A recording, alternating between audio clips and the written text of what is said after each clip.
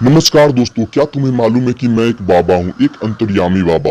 और मुझे मालूम है कि तुम अभी सोशल मीडिया पर चल रहे इस विनोद नामक बकचोदी से पूर्णतः परेशान हो और तुम प्रायः ईश्वर से यह प्रार्थना करते हो कि काश कोई ऐसा बंदा आए जो कि इस शख्सियत की अनबॉक्सिंग कर सके।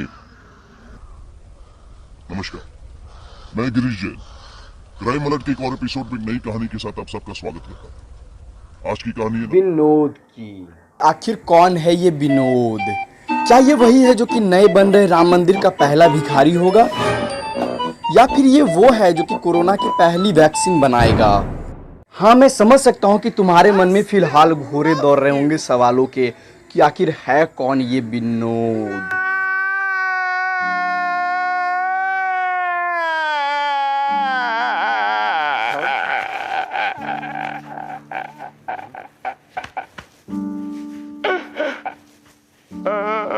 दोस्तों, दरअसल विनोद एक ऐसा कैरेक्टर है जिसके की भाग्य में ईश्वर ने हर एक जन्म में बहुत ही कष्ट लिखा है। बस पिछले जन्म की ही बात है, विनोद को फ्लू नामक वायरस ने अपना शिकार बना लिया, जिससे कि वो चला गया इस दुनिया से। उससे पिछले जन्म में उसे हिरोशिमा में परमाणु बम से उड़ा दिया गया। तो इतनी सारी अनिश्चितताओं के बाद वो समझ गया कि सब मोह माया है, सब मोह माया है। तो बस और क्या, अब आ गया विनोद 21वीं सदी में। एक प्यारा सा कलुआ सा बच्चा, मानो कि उसे ईश्वर ने लंच टाइम में हड़बड़ी में बनाया हो। तो अब जब विनोद 6 साल का हुआ तो उसने अपना एक लड़की मित्र बनाया जिसका नाम था विनोदिया देवी, जिसके साथ वो खाता पीता खेलता हग माफ करना, मैं और यहाँ तक कि पढ़ाई भी उसी के साथ करता था।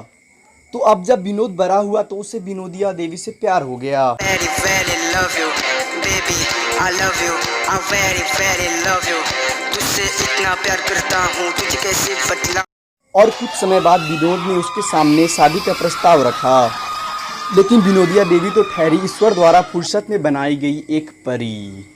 मुझे लगता है कि लगभग 1 से 2 घंटा लगा होगा उसे बनाने में।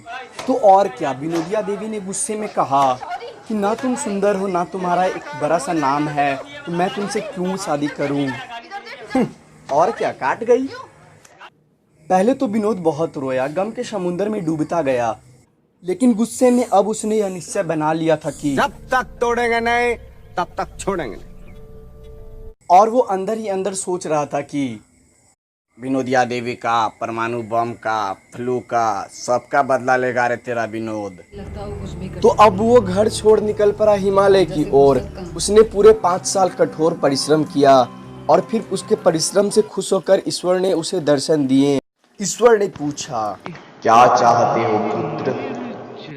तो अब विनोद ने जवाब दिया, हे ईश्वर, मेरी आपसे केवल एक ही प्रार्थना है कि जिस लड़की ने मेरे नाम को छोटा बताकर मुझे रिजेक्ट किया, आप मेरे नाम को इतना बड़ा कर दो, इतना फैला दो कि वो जहां भी जाए उसे केवल मेरा ही नाम दिखे। तो ईश्वर ने कहा, हे पुत्र, यह संभव नहीं है कि किसी एक प्राणी विशेष की ख्याति विश्व भर में हो, इसलिए तुम इस भ्रम को छोड़ दो कि तुम्हारी ख्याति पूरे विश्व में होगी। इसके बावजूद विनोद बहुत रोया, गिड़गिड़ाया ईश्वर के सामने। तब जाकर के ईश्वर ने कहा, ठीक है, तुम रो मत, मैं प्रबंध करता हूँ। तुम आज से एक काम करो कि सभी सोशल मीडिया प्लेटफॉर्म्स पे विनोद लिखो, यही तुम्हारे पॉपुलैरिटी होने का एक रास्ता है। और क्या, वो दिन आ गया जब विनोद पॉपुलर हो गया। उसकी ख्याति पूरे सोशल मीडिया पे आ गई ईश्वर की दया से, और विनोदिया देवी भी उसकी पॉपुलैरिटी को देख करके हट गई उससे। तो यहाँ पे विनोद की कहानी तो खत्म हुई, बिल्कुल खत्म हुई। डरावनी थी थोड़ी लेकिन खत्म हुई। लेकिन मैं कुछ पर्सनली बोलना चाहूँगा तुम लोगों को कि भाई, तुम लोग दिन भर विनोद जो कमेंट करते हो यूट्यूब पे, फेसबुक पे, ट्विटर पे, इंस्टाग्राम पे, सब कमेंट बॉक्स में, क्या मिलेगा भाई? क्या मिलेगा? कुछ नहीं मिलेगा। इससे बेहतर है कि पढ़ो लिखो, आइए बाइए बनो। हाँ, क्या राजनीति में लगे हुए हो?